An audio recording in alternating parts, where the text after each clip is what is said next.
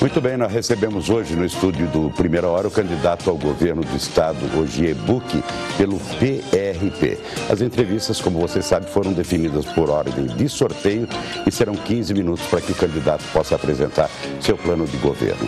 Ogier Buch é advogado natural de Curitiba, seu vice é Elson de Almeida. Candidato Ogier Buch, bom dia, obrigado por estar aqui conosco. E eu tenho visto na sua proposta de governo a pregação da união. É evidente que união, ela traz progresso, traz força, traz qualidade de vida e bem-estar. Mas o senhor tem uma visão muito ampla da realidade do Estado por longos anos. Essa união, ela é possível também conhecendo a política paranaense, como o senhor conhece, das diversas agremiações e interesses que movem essas agremiações. Bom dia. Bom dia. Em primeiro lugar, eu quero agradecer. Quero dizer que quando eu ouvi essa musiquinha, eu me lembrei imediatamente do debate da Band. E a musiquinha faz o candidato tremer, seja ele experiente em televisão ou não. O fato é o seguinte, é uma responsabilidade imensa falar com o povo do Paraná, falar com o povo do Paraná no Primeira Hora, que é realmente importante para essa região, e permitir aos candidatos, como permite a mim nesse momento, estar com um amigo da vida inteira, né, de uma caminhada toda, que assim como eu, sabe que a união é difícil. E aí é a razão da pergunta. Mas eu quero dizer que a união, às vezes, até por uma questão de liderança, deve ser imposta. É cansativo, e é por isso que eu sou candidato, é cansativo ver o Paraná sempre desunido, sempre sem vivenciar aquela união necessária quando o interesse é coletivo. Eu sei que cada político pensa que tem que puxar a sardinha para sua brasa, mas toda vez que a gente compete com os estados do Norte e Nordeste, nós ficamos a reboque, porque aqui no Paraná, se o sujeito é candidato ou deputado ou governador do partido tal, ele acha que o indivíduo do partido Y vai prejudicá-lo. Bom, eu sou candidato para uma eleição só. Tenho dito e repetido, não sou candidato à reeleição. Sabe por quê, William? Porque toda vez que o sujeito é eleito, ele assume a cadeira e já começa a pensar na reeleição. E eu provo isso. O atual governador só hoje declara que recebeu o Estado, está em todos os jornais de hoje, inclusive os de Cascavel, que ele recebeu o Estado com uma dívida de 4,5 bi. Por que ele não declarou isso no dia que ele foi empossado? Porque daí vem a história da governabilidade. Não podemos chocar, então, os partidos que estavam apoiando o governador anterior. Não vamos ferir suscetibilidades. Suscetibilidades. Nós só vamos ferir o povo, né? Porque daí a gente cuida da governabilidade, desta patifaria histórica chamada governabilidade, porque que existem os mensalões, e é uma ilusão dizer que mensalão é só uma questão federal. Existe mensalão em Câmara Municipal, na Assembleia Legislativa, né? Não no sentido da corrupção direta, mas da corrupção das emendas. Só são aprovadas para os amiguinhos. E as emendas parlamentares têm que ser do interesse do povo. E como um governador, candidato, ele pode, de alguma maneira, extinguir ou pelo menos minimizar aí sensivelmente esse tipo de prática? Porque isso que o senhor está colocando, evidentemente, se traduziria em melhores condições para toda uma população, seja de um município, de um estado, seja da federação. É evidente que quando sobra mais dinheiro e quando você não agrada apenas aos amigos do rei, é claro que a população se beneficia disso. Mas como fazer diante desses balcões de negócios que o senhor acaba de explicitar? Com transparência. Porque a televisão onde eu estou agora não me cobra nada para eu estar aqui. Pelo contrário, está me oferecendo a possibilidade de dizer ao Paraná o que é que eu vou fazer.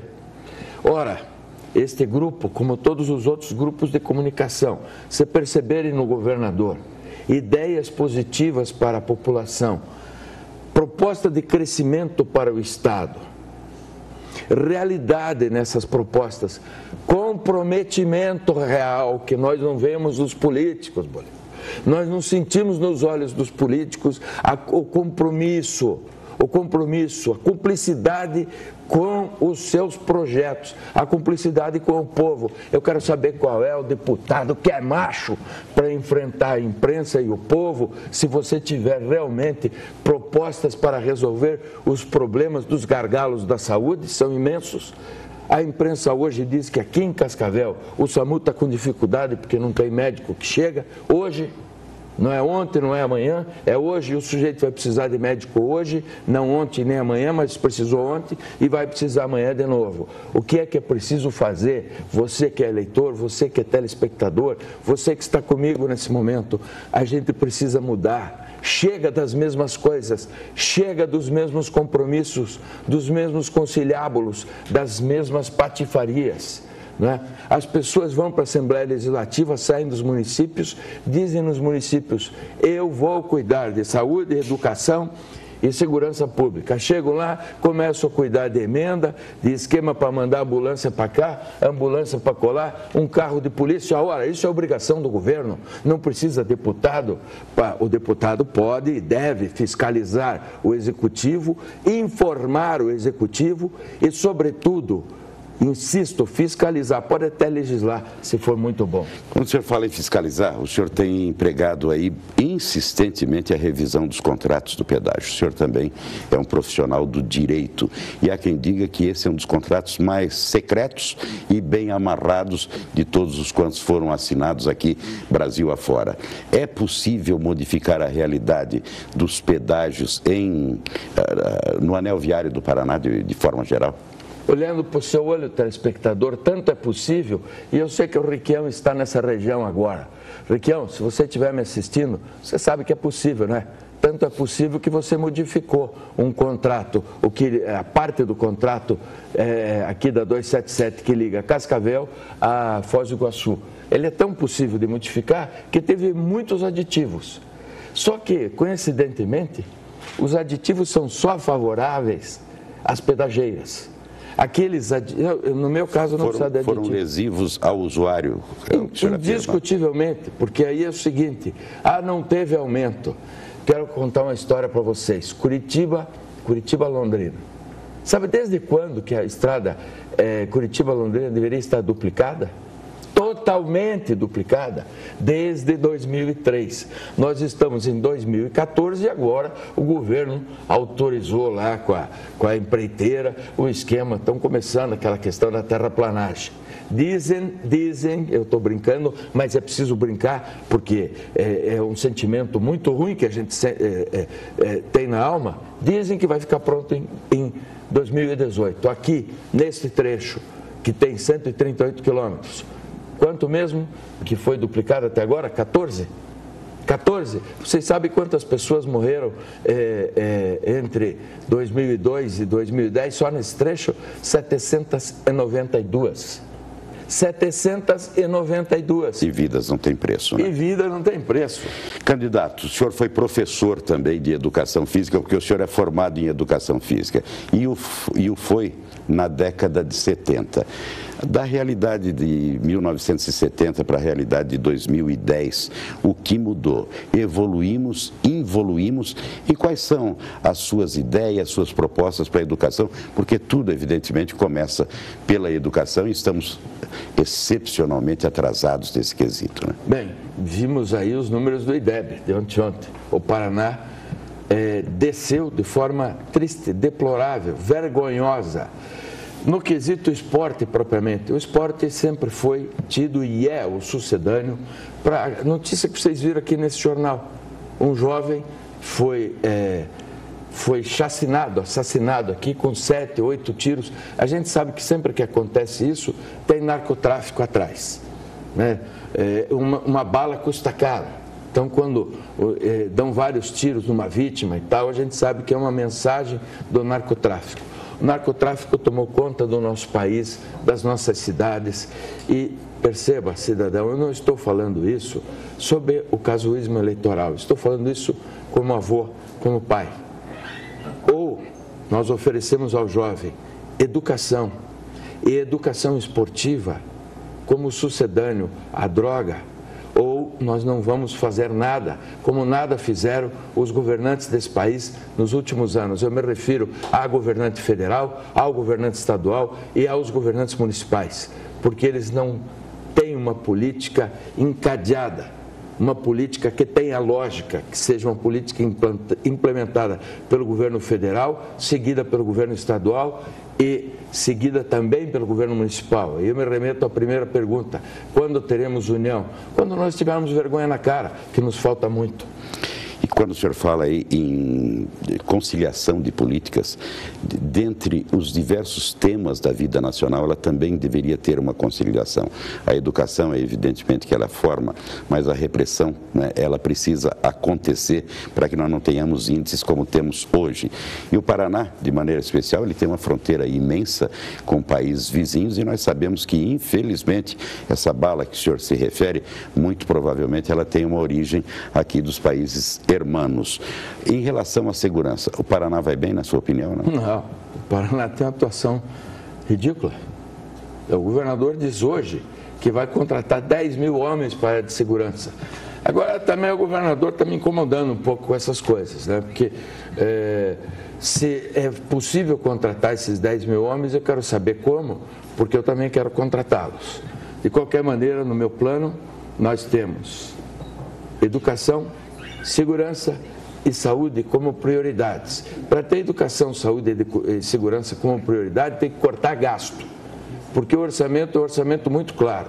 Nós teremos, em 2015, o orçamento já passou pela Assembleia, nós teremos 35 bilhões. Muito rapidamente, aliás. É como sempre, na Assembleia, a Assembleia faz esse balcão de negócios, né? Então passa em menos de uma semana, sempre teve um deputado lá escalado para fazer o orçamento passar. O atual não sei, o anterior era Durval Amaral, que agora está no Tribunal de Contas. Quem está fazendo esse serviço agora, não sei quem é. Eu só não sei, se eu soubesse eu diria o nome. Mas passa muito rápido e tudo mais. O orçamento é votado, a minha proposta é economizar do orçamento cerca de 10%. Que o Estado, é preciso que o cidadão saiba, tem investido 5% do orçamento. Nos últimos 20 anos.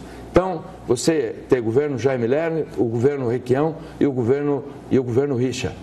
Nesses últimos 20 anos, aí você sabe que o governo Richa não completou ainda o seu 4º ano, está em andamento. Mas nos últimos 20, sempre 5% do orçamento.